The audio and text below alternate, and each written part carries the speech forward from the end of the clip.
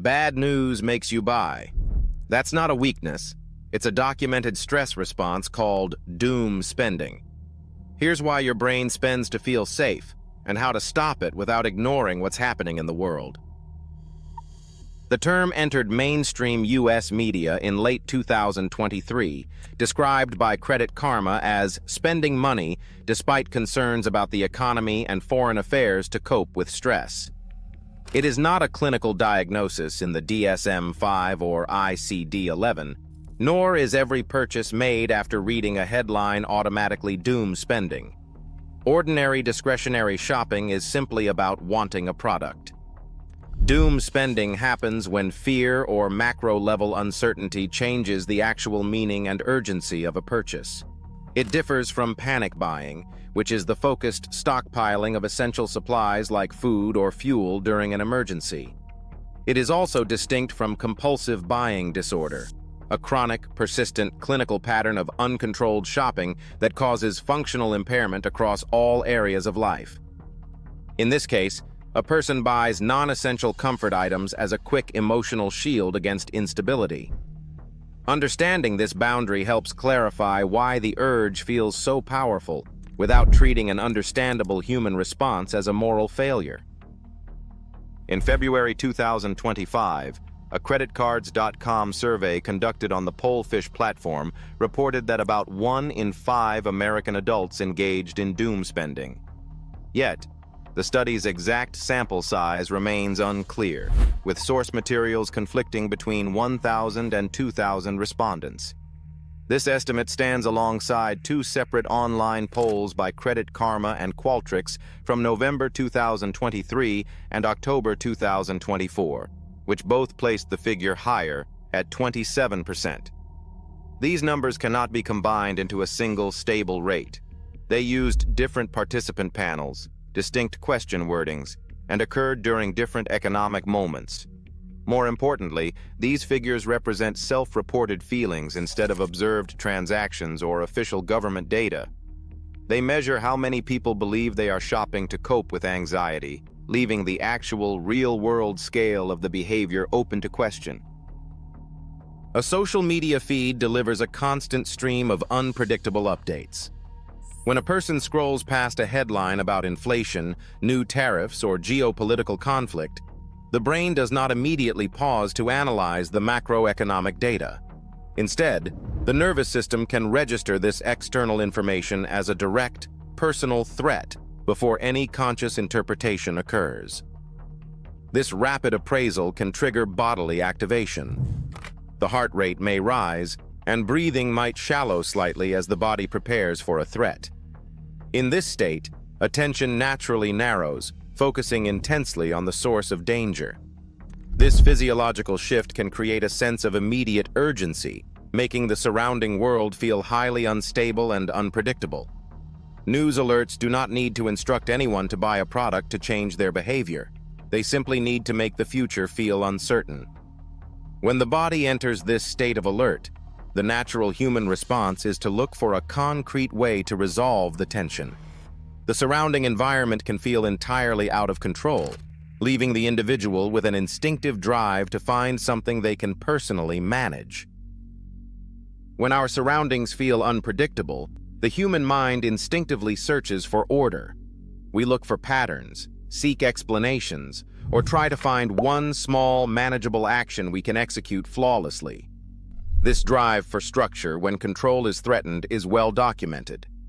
In a 2008 study published in the journal Science, researchers Jennifer Whitson and Adam Galinsky found that individuals who experienced a loss of control were significantly more likely to perceive patterns where none existed, such as seeing shapes in random visual noise. While that study measured cognitive perception rather than purchasing habits, it illustrates a fundamental human truth. When we lose our grip on the big picture, we look for order in the details. A retail transaction offers exactly that kind of clean, micro-level order. It has a highly structured, predictable sequence. You select an item, you pay for it, and you receive it. Beside an unpredictable global event, this simple sequence represents a world where causes have immediate, visible effects. Buying something becomes a concrete action that you can completely manage. The underlying need for agency and stability quietly attaches itself to a physical object, turning a simple purchase into a temporary anchor in a chaotic world.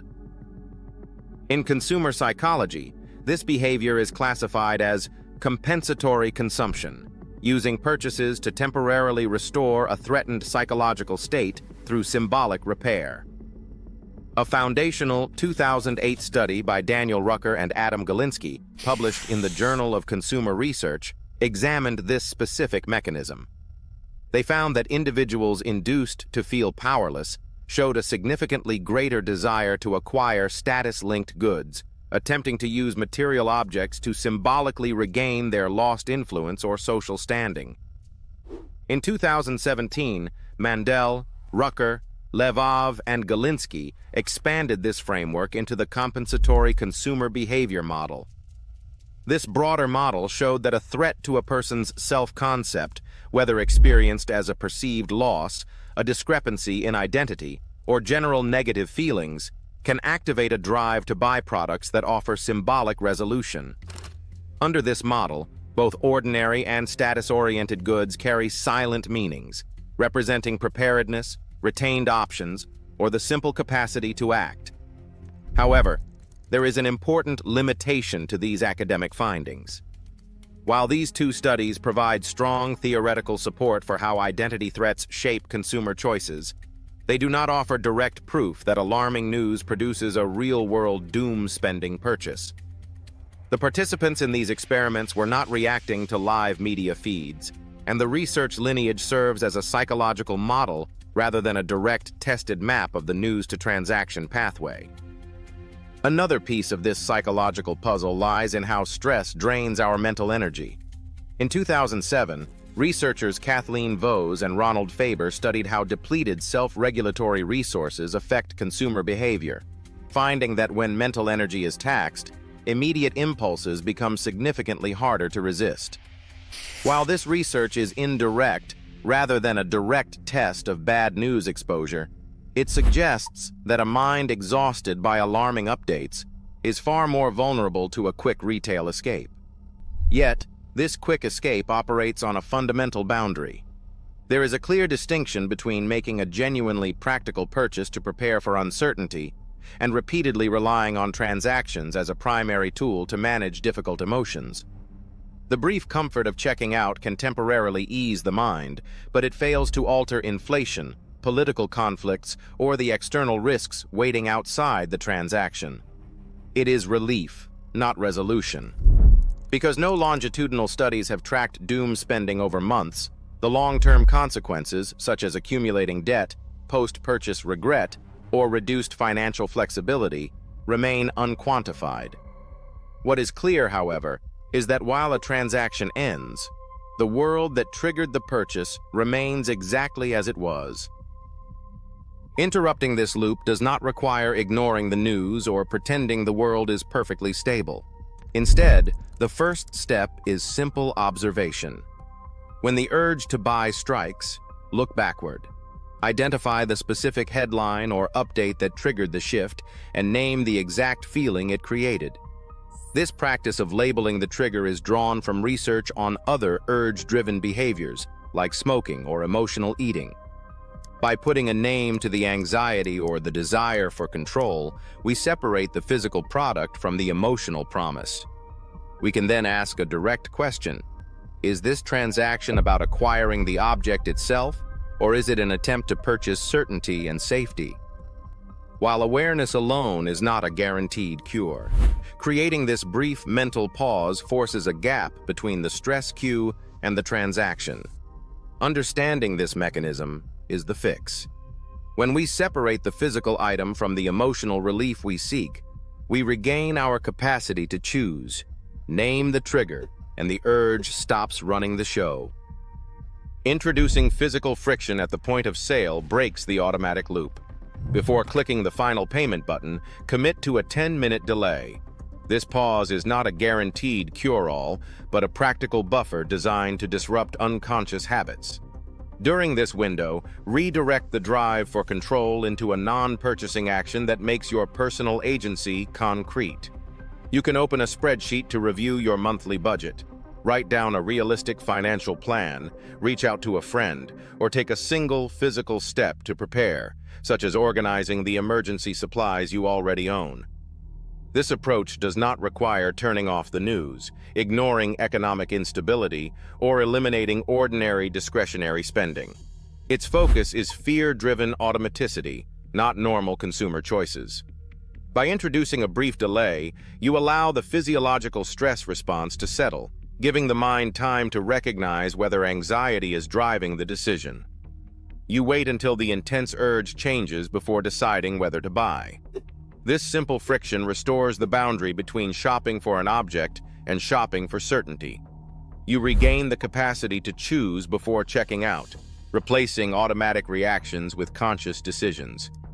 Name the trigger, and the urge stops running the show.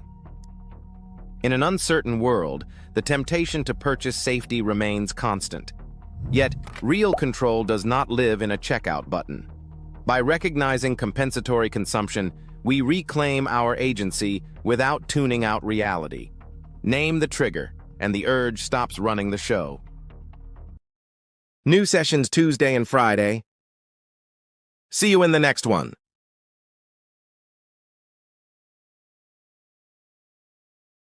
Subscribe to Finance Physio. Break the chains and embrace a bright financial future.